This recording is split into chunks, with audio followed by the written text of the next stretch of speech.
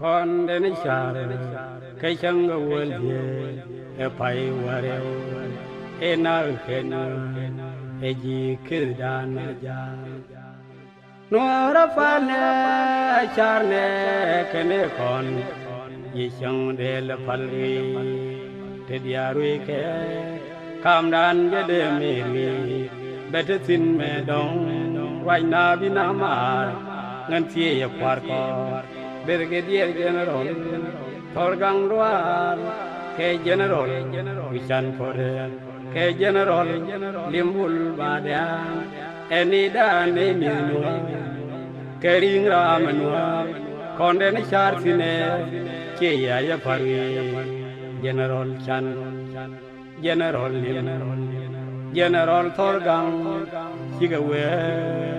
Make jang mi kering ram jang kam dan ngode jinuba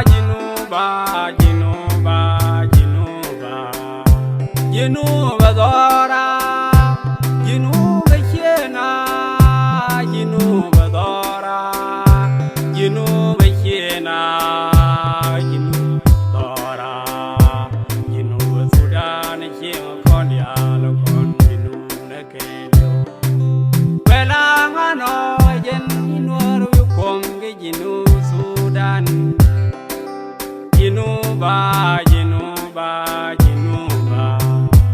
Jinuba dora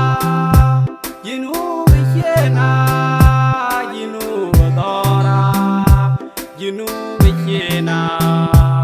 Jinuba dora Jinuba Sudan Jinuba Golia Lokon Jinuba Kelio Bela ngano jen Jinuba Wikom ke Jinuba Sudan Baga belu bigulu maderi nwer Dijinu Sudan belen ma bisi busakidwane belen ma bisi busakidwane nerujan belen ma bisi busakidwane nerujan Ekyeng ya bifel loran bang kon mane Raya bifal lor na bang kon ngane Ekyeng ya bifal lor na bang kon ngane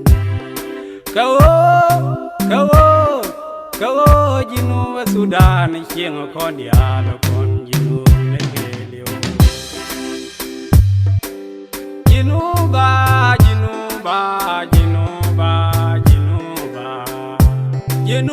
dora Jinuba chena Jinuba dora Jinuba chena Jinuba dora Jinuba Sudan Ekyeng kon ya kon jinu nekelio Bela ngano jen Jinuba Wikom ke Jinuba Sudan Jinuba Jinuba dora Jinuba chena Jinuba dora Jinuba chena Jinuba dora Jinuba Sudan Ekyeng kon ya kon jinu nekelio Bela ngano jen Jinuba Wikom ke Jinuba Sudan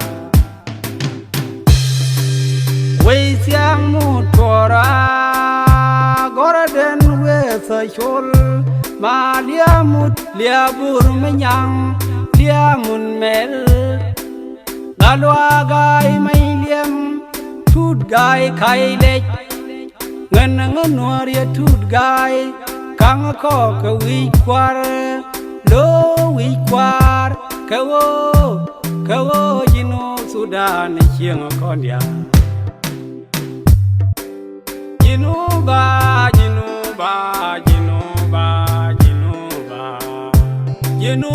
dora Jinuba chena Jinuba dora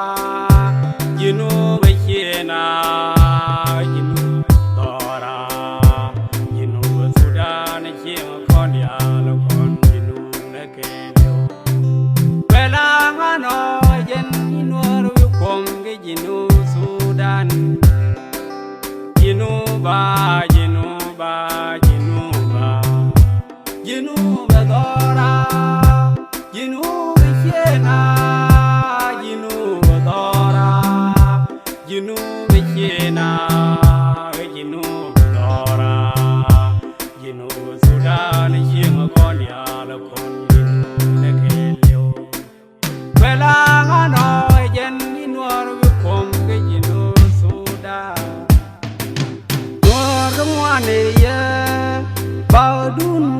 dun Daga chong kel ge ye Ke nay gore yo Yo de til mor ga til gur Ke til ni mor ba Daga chong kel ge ye Sinay komyen di de kaga yo Kawo jinu Sudan Chieng kon dialo kon jinu nekelyo Jinuba, Jinuba, Jinuba, Jinuba, Jinuba dora, Jinuba chena, Jinuba dora, Jinuba chena, Jinuba dora, Jinuba Sudan Chieng kon dialo kon jinu nekelyo. Welangano jen inwar wikom ge jinu Sudan Jinuba, Jinuba, Jinuba, Jinuba dora, Jinuba chena, Jinuba dora, Jinuba chena, Jinuba dora, Jinuba Sudan Chieng kon dialo kon jinu nekelyo. Welanga